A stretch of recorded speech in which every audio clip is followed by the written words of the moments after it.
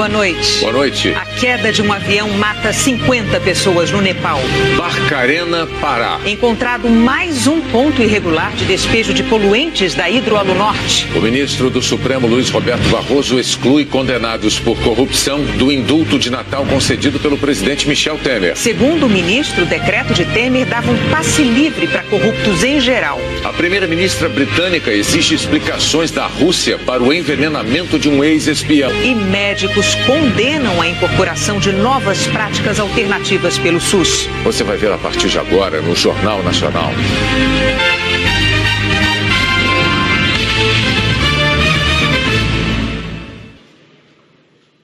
O Ministério da Saúde anunciou a incorporação de novas práticas de tratamentos alternativos pelo SUS e provocou críticas do Conselho Federal de Medicina. Essências de flores, óleos e luzes coloridas estão entre os recursos das novas terapias incluídas no SUS. Algumas são mais conhecidas, como a cromoterapia e os florais. Outras nem tanto. É o caso da constelação familiar, uma técnica que usa a representação de relações familiares para identificar bloqueios emocionais. As terapias alternativas começaram a fazer parte do SUS há 12 anos.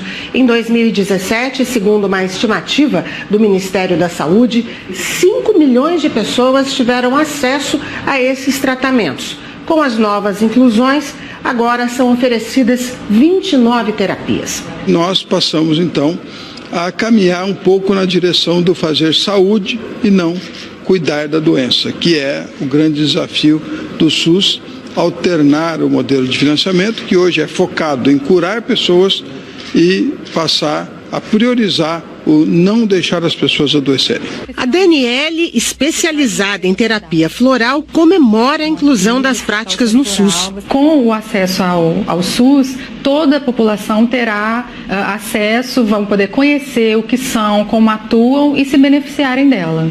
Há 10 anos, esta contadora recorre aos florais. Aquilo te dá foco, te dá tranquilidade para que você administre todas as suas tarefas, todas as suas demandas com equilíbrio. Mas a decisão do Ministério da Saúde enfrenta resistência. O Conselho Federal de Medicina é contra. Nós consideramos que, por não ter resultados cientificamente comprovados, por não ter resolubilidade, eficácia na prática médica, é um desperdício que se faz colocando o financiamento do SUS nessa área.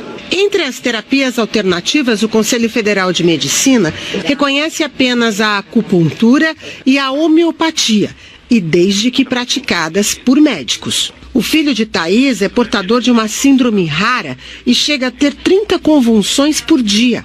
Além do tratamento convencional, ele usa a homeopatia, que já é oferecida pelo SUS desde 2006. Ele toma, remédios controlados para as crises convulsivas que ele tem, e homeopatias para as demais coisas que aparecem. Até para dormir também ele trata com homeopatia, um calmantezinho para deixar ele mais tranquilo, sempre com homeopatia. A lista completa das terapias alternativas oferecidas pelo SUS você encontra na página do Jornal Nacional na internet.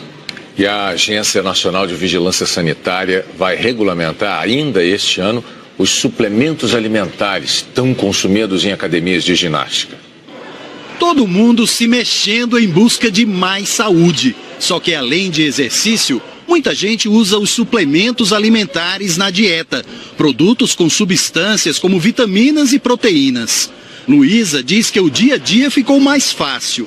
Eu sinto a mesma coisa como se eu estivesse comendo um bife, de proteína. Então, é a mesma coisa, só que mais prático, porque a proteína você só toma, consegue carregar para qualquer lugar. A oferta é grande, mas as informações nutricionais nas embalagens geralmente são imprecisas. É por causa dessa variedade que muitas vezes confunde que a Anvisa decidiu fazer uma regulamentação para o setor. Hoje, na legislação sanitária, não existe uma regulamentação específica para os suplementos alimentares.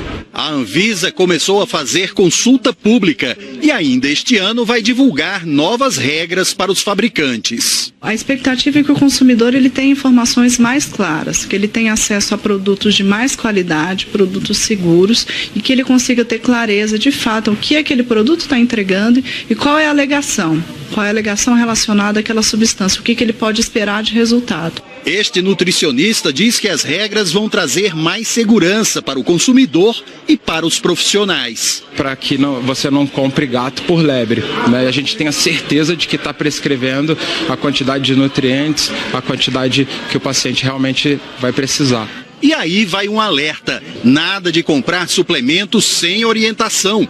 É um risco para a saúde. E nas lojas, mais comum do que se imagina. Entre 60% e 70% dessas pessoas vêm sem recomendação alguma. E eles não sabem o perigo que isso pode acarretar.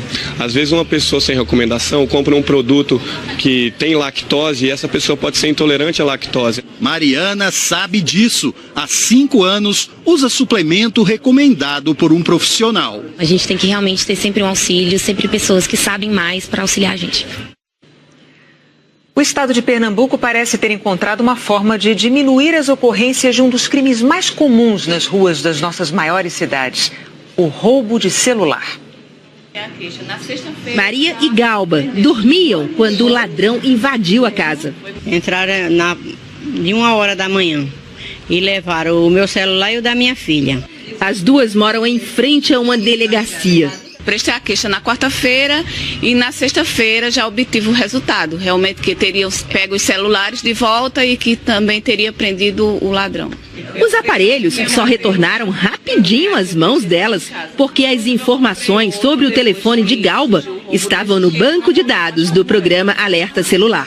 O programa foi lançado há exatamente 1 ano. De lá para cá, todas as vezes que a polícia recupera um aparelho celular, checa se ele está cadastrado no sistema. Se estiver, o nome do dono já aparece de cara e ele é chamado para receber o telefone de volta. Para se cadastrar, diretamente com a Polícia Militar ou no site da Secretaria de Defesa Social, a pessoa informa o nome, o CPF, o endereço de e-mail, um telefone de contato e os dados do telefone. O e-mail é o mais importante.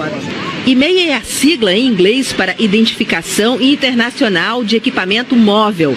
Cada aparelho tem o seu. Para descobrir o e-mail, basta digitar asterisco, Jogo da Velha, 06, Jogo da Velha. Em caso de roubo, é importante registrar um boletim de ocorrência. Foi o que Osana fez. Mesmo não acreditando muito, eu fui, prestei queixa. E, para minha surpresa, 3 meses depois o celular foi recuperado. Osana é uma das 800 pessoas que recuperaram o telefone, até agora. Outros 500 aparelhos apreendidos estão nas delegacias. Como os donos não estão cadastrados no sistema, fica difícil localizá-los. Nós vamos ter mais trabalho, toda uma checagem junto às operadoras para que nós possamos identificar o legítimo, o verdadeiro proprietário daquele celular apreendido. A polícia diz que a quantidade de roubos de celulares só faz cair em Pernambuco. Esses 2 primeiros meses de 2018, janeiro e fevereiro, teve uma diminuição de 30% no número de assaltos em relação ao mesmo período de 2017. O programa também tem ajudado a diminuir a compra de celular roubado. Quem recebe esse celular, ou quem negociou esse celular e pagou mesmo de boa fé, vai responder por receptação. O ministro do Supremo Tribunal Federal, Luiz Roberto Barroso, decidiu liberar parte do indulto natalino, mas excluindo condenados por crimes de colarinho branco. O decreto estava suspenso desde o fim do ano passado e gerou muitas críticas quando foi editado, porque poderia beneficiar presos da Lava Jato.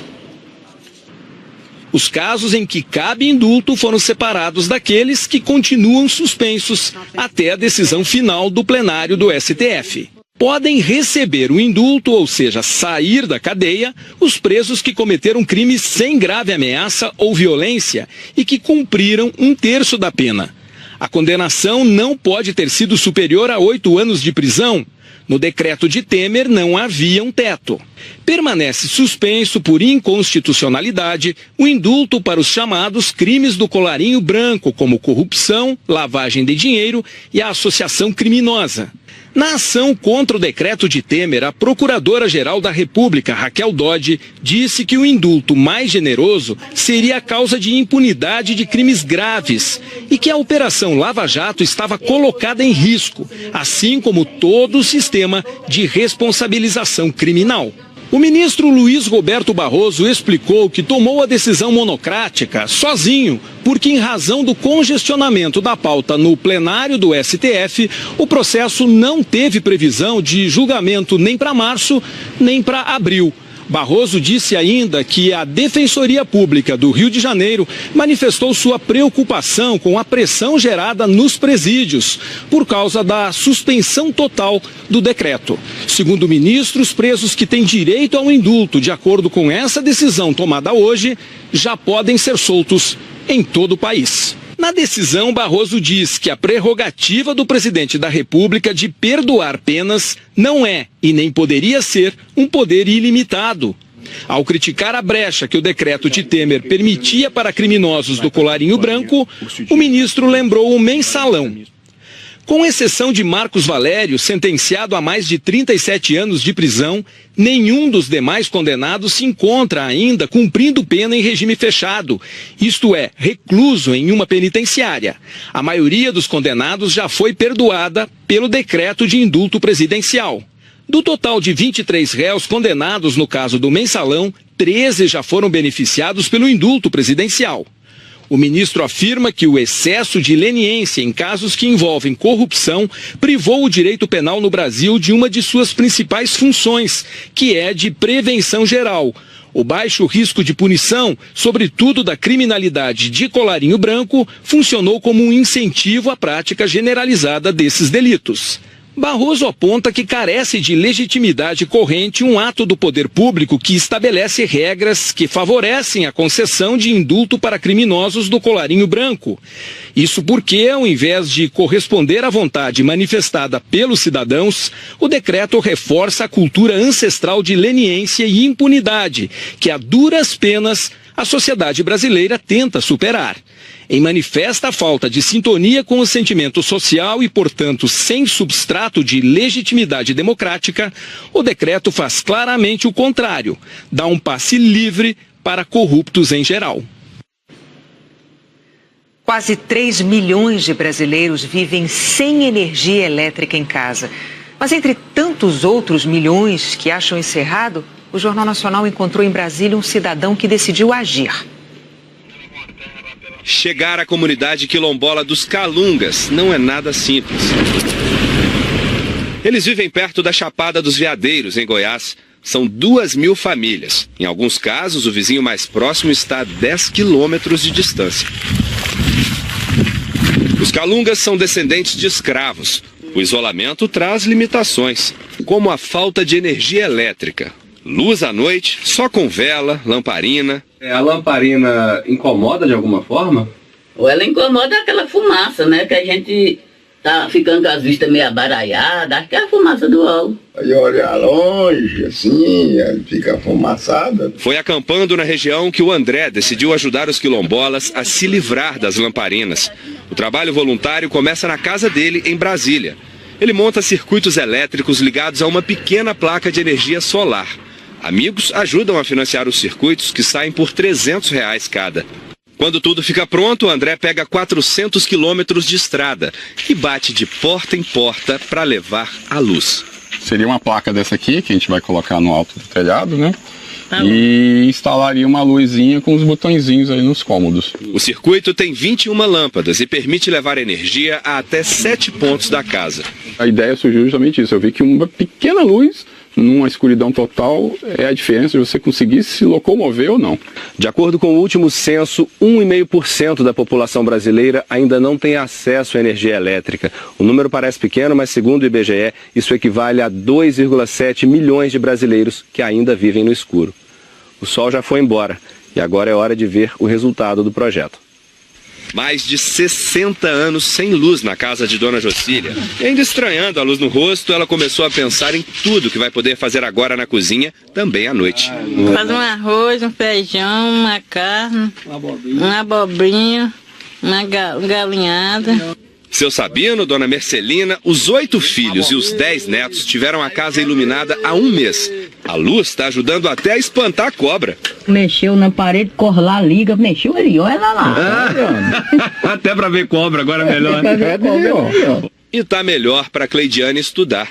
É que ela não precisa mais contar com a ajuda de um irmão para segurar a lamparina. E agora eu não preciso mais ficar pedindo ajuda, só acender a luz, a gente já escreve mesmo para poder ver de boa. Eu vi que com um gesto muito simples a gente consegue mudar a vida de uma família. Vai voltar para casa com... realizado, com certeza. O rapaz de 19 anos, que era responsável por autorizar pagamentos milionários no Ministério do Trabalho, perdeu o emprego. Micael Medeiros estava no Ministério há 5 meses por indicação do PTB, desde dezembro como gestor financeiro de contratos, e acabou demitido depois que o jornal O Globo revelou a situação. A seguir, encontrado mais um ponto irregular de despejo de poluentes da Hidroalunorte, em Barcarena. A queda de um avião mata 19 pessoas no Nepal.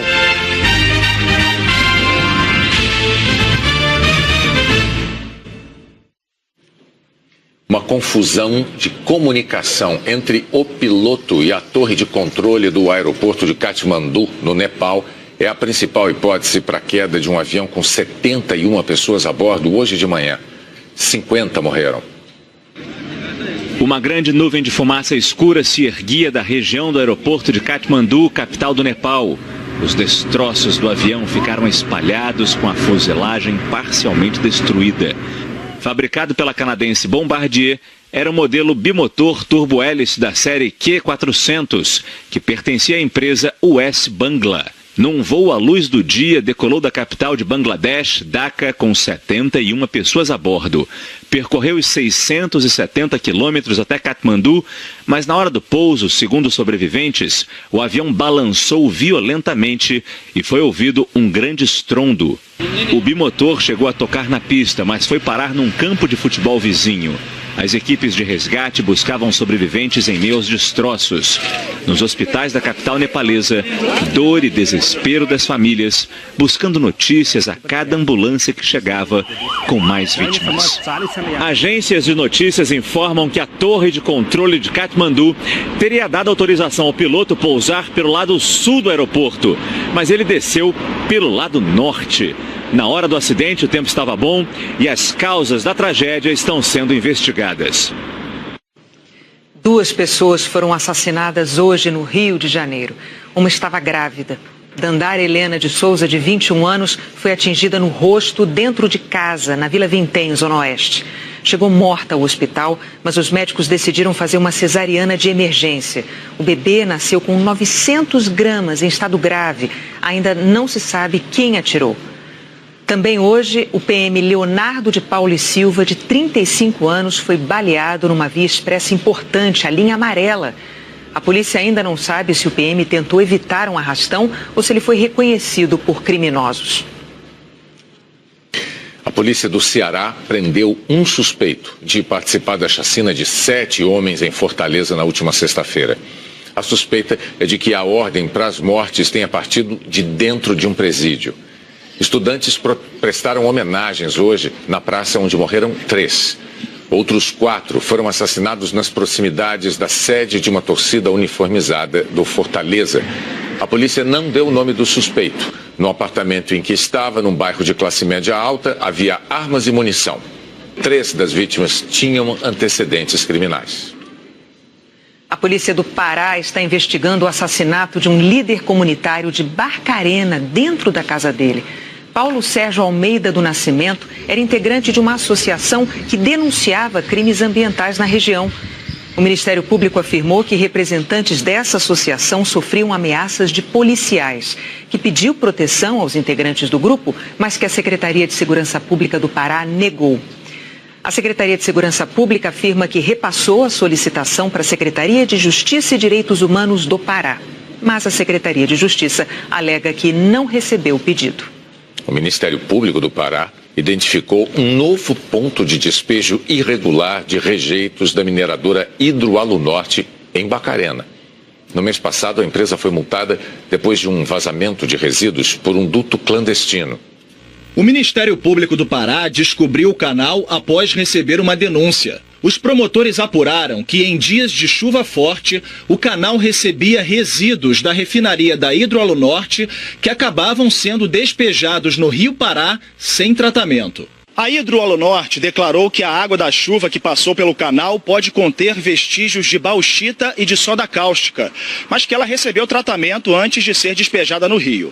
Afirmou também que a água veio da área da refinaria e não dos depósitos de resíduos da empresa, e que chegou a utilizar o canal por 4 vezes desde o ano passado, sem informar aos moradores de Barcarena. A empresa reconheceu que a liberação de água pelo canal não está coberta pela licença atual e que notificou a Secretaria de Meio Ambiente do Pará após fazer os despejos. A Secretaria de Meio Ambiente autuou a Hidroalunorte por não ter autorização para os lançamentos e por não ter apresentado novos estudos sobre a qualidade da água despejada.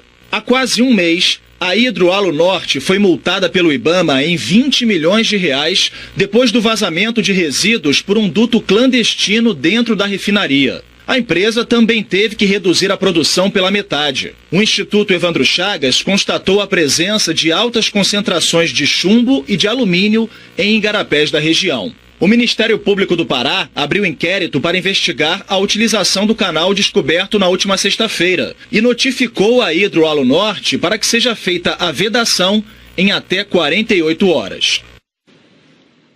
A Hidroalunorte afirmou que está fazendo uma investigação interna sobre o uso do canal e que contratou uma empresa independente para revisar todas as operações da refinaria.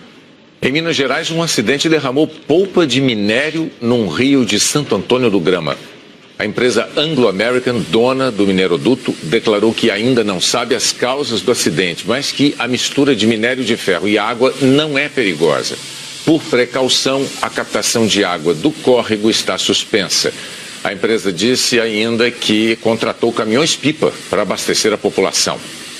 O Ministério Público de Minas, o IBAMA e a Secretaria Estadual de Meio Ambiente estão no local para avaliar a situação. Vamos ver como é que fica a previsão do tempo para amanhã em todo o Brasil. Vamos lá para São Paulo conversar com a Eliana Marques. Oi, Eliana, boa noite. O que você destaca para amanhã? Boa noite para você, Renata, para o Bonner e para todos. Olha, amanhã cedo vai esfriar no sul do país e quem vai trazer o ar frio é um sistema de alta pressão atmosférica. Em Porto Alegre, mínima de 15 graus amanhã, são 4 graus abaixo da média, e nas serras gaúcha e catarinense, temperaturas aí entre 4 e 5 graus logo cedo. Possibilidade de geada também nos pontos mais altos. A mesma alta pressão que vai trazer esse frio vai deixar o mar agitado com risco de ressaca entre Mostardas, no Rio Grande do Sul, e Laguna, em Santa Catarina, e também entre Maricá e Arraial do Cabo, no Rio de Janeiro. No litoral de São Paulo, de São Sebastião até Santos, pode chover muito, principalmente na próxima madrugada, e hoje, no fim da tarde, já choveu forte aqui na capital paulista. Teve ventania, também teve granizo, uma via importante ficou alagada e aí um longo congestionamento se formou, e também teve uma árvore enorme que caiu em cima desse ônibus escolar, também desse carro. Felizmente, ninguém se feriu. Amanhã o dia pode começar com névoa aqui em São Paulo, em Curitiba com nevoeiro, que é até mais forte, depois esquenta, máximas de 29, 32 graus no Rio de Janeiro, e aí a partir da tarde pode chover nessas 3 capitais. Renata. Você deu a previsão para o sul e para o sudeste, e para as outras regiões? Olha, imagine amanhecer com 25 graus, é o que vai fazer de mínima em Teresina, e à tarde 33 graus, também em Salvador, em Maceió, em Campo Grande, em Cuiabá, e 34 graus em Boa Vista. Lá em Boa Vista vai fazer sol o dia inteiro, aliás, em toda essa área amarela aqui no extremo norte do Brasil, também nessa outra, pegando grande parte da Paraíba, de Pernambuco, de Alagoas. Nesse trecho aqui, olha, sul do Espírito Santo, indo até a região dos dos Lagos, no Rio de Janeiro, também leste de Santa Catarina e grande parte do Rio Grande do Sul. Agora, onde o mapa está verde, aí tem possibilidade de chuva em Fortaleza nos 3 períodos do dia e risco de chuva forte também aqui, olha, no litoral do Piauí, do Maranhão e até a região de Belém. Agora, a faixa com o maior potencial para as tempestades de verão amanhã é essa aqui que a gente vê em tons de azul escuro e também de rosa. A gente destaca principalmente o interior da Bahia, o Tocantins, o sul do Pará e o norte de Mato Grosso. É previsão para amanhã, mas que deve se repetir, Renata, nos próximos dias dessa semana, chuva se concentrando toda aí nessa faixa que a gente vê em rosa. Alerta feito, a gente volta a se falar amanhã. Até amanhã. Até lá. Tchau, tchau. Tchau. A primeira-ministra britânica exige explicações da Rússia para o envenenamento de um ex-espião.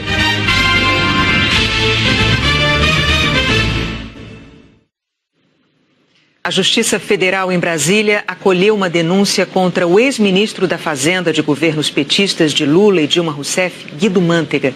Ele agora é réu, acusado de ter beneficiado o empresário Vitor Sandri em julgamento no CARF, o tribunal administrativo a que empresas recorrem contra multas da Receita. A multa que tinha sido aplicada à empresa de Sandri chegava a 110 milhões de reais.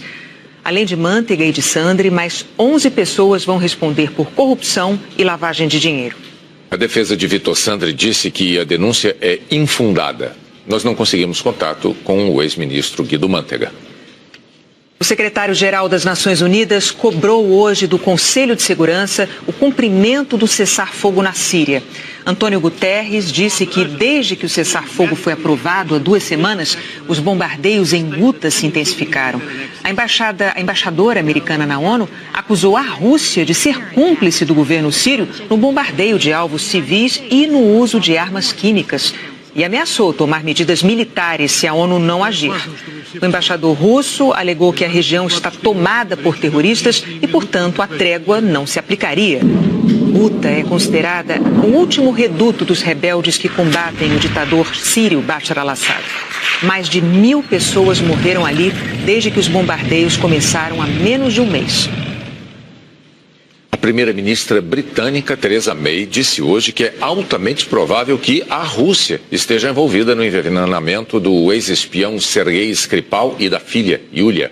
O estado deles é grave. Depois de se reunir com o Conselho Nacional de Segurança, a primeira-ministra Theresa May disse que o veneno identificado por peritos foi criado na antiga União Soviética e que ou os russos efetuaram um atentado dentro de território britânico ou perderam o controle sobre o veneno de forma a permitir que fosse parar nas mãos dos responsáveis por esse ataque.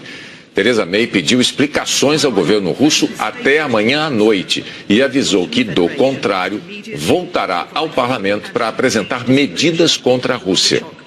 O governo russo declarou que os comentários da primeira-ministra fazem parte de uma campanha política contra a Rússia. A Polícia Federal Americana está investigando assassinatos provocados por explosões de pacotes em Austin, no estado do Texas. Um adolescente morreu e 2 mulheres ficaram feridas hoje ao abrir pacotes com explosivos deixados na porta das casas deles.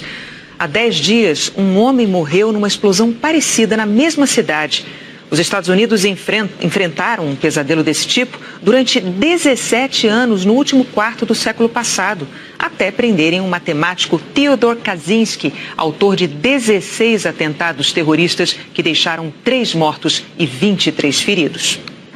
As Forças Armadas Revolucionárias da Colômbia fracassaram na primeira eleição como partido político. A ex-guerrilha obteve menos de 1% dos votos.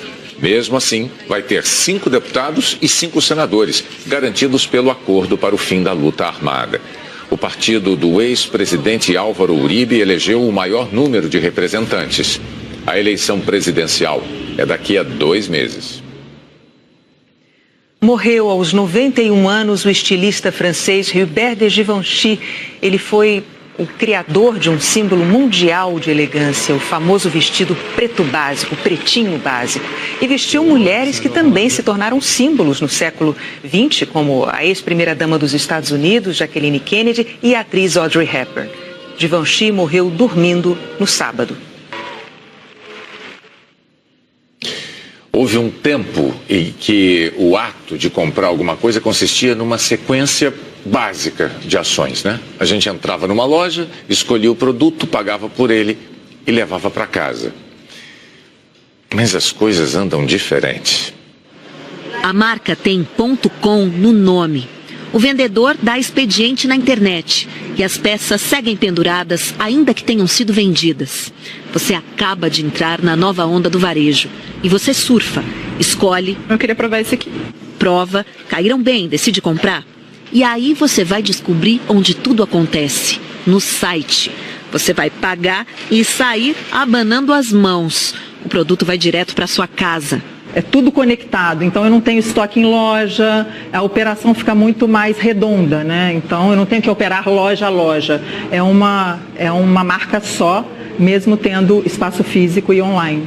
Vai acontecer também de você entrar numa loja que é, na verdade, um aplicativo de decoração. A vendedora, estudante de arquitetura, e a gerente leva jeito com criança. Mas você só queria experimentar o sofá. Alguns tipos, né, de produtos, né, que nem sapato, sofá, que precisa de um conforto maior e tal, acho que a gente precisa experimentar, né? Tudo muito confortável, mas é da natureza do consumidor querer comprar e levar, às vezes na hora. Por isso, essa marca que nasceu com o propósito de vender só pela internet, teve que adaptar o modelo. Fez essa loja aqui em São Paulo, onde você escolhe comprar o que vê aqui ou aqui no site, com outras opções de cores e tamanhos. Tudo indica que a quarta onda do varejo é isso, misturar o virtual e o físico, mas quem dá a medida é o cliente. Ele sempre tem razão. Essa regra de ouro resistiu a todas as mudanças da história do varejo. Depois das lojas de bairro, veio então a segunda onda, a venda por catálogo. A terceira foi das gigantes, que vendem de tudo. E agora, a quarta onda das lojas virtuais, que vem mudando o jeito de comprar. Essa tendência é global, na verdade, né? A tendência do e-commerce complementar com a loja física e a loja física complementar com o e-commerce. Onde isso vai parar? Vendedores robôs vão adivinhar o que a gente quer? Estou aqui para te ajudar. Etiquetas digitais na loja física vão garantir o mesmo preço da loja virtual? O consumidor, ele é um só e quer ser atendido dessa forma. Não importa se ele está numa loja física, num televendas, ou num aplicativo ou num e-commerce. Ele quer ser e ter a mesma experiência em qualquer canal. Ficou mais fácil ou mais complicado trabalhar no varejo hoje? Ficou muito mais complicado, mas muito mais divertido. O site do jornal O Globo divulgou agora à noite que o ministro do Supremo Tribunal Federal, Luiz Roberto Barroso, autorizou a quebra de sigilo de pessoas ligadas ao presidente Michel Temer. Essa medida faz parte daquele inquérito que investiga se um decreto do presidente Temer favoreceu uma empresa do setor de portos em troca de propina. O repórter Júlio Mosquera está acompanhando e tem informações, tem os detalhes para a gente ao vivo de Brasília. Boa noite, Júlio. Boa noite, Renata Bonner. Boa noite a todos. A decisão do ministro Luiz Roberto Barroso atinge 4 pessoas. O dono da Rodrimar, Antônio Celso Greco, e o diretor da empresa, Ricardo Mesquita, e 2 pessoas muito próximas do presidente Michel Temer. O ex-deputado federal Rodrigo da Rocha Loures, que foi flagrado deixando um restaurante em São Paulo com uma mala com R$500 mil e levou essa mala para um táxi. E o coronel aposentado João Batista Lima. Coronel aposentado, que é um amigo muito de longa data do presidente Michel Temer. A quebra do sigilo telefônico e também de e-mails e mensagens enviadas por redes sociais faz parte do inquérito que investiga um decreto assinado pelo presidente Michel Temer em maio do ano passado, e esse decreto está sob suspeita de ter sido feito sob medida para algumas empresas, entre elas a Rodrimar. Rocha Loures e o Coronel Lima são suspeitos de intermediar o pagamento de propinas envolvendo o PMDB e o presidente Michel Temer. Vale lembrar que o ministro Luiz Roberto Barroso também já havia decretado a quebra do sigilo bancário de Temer na decisão tomada no dia 27 de fevereiro. Bonner, Renata. Então, quebra do sigilo telefônico e de outros dados de 2 pessoas ligadas ao presidente Temer e de 2 empresários da empresa Rodrimar. Obrigada, Júlio, pelas suas informações. Por hoje é só. O Jornal da Globo é depois de tela quente. Boa noite. Boa noite, até amanhã.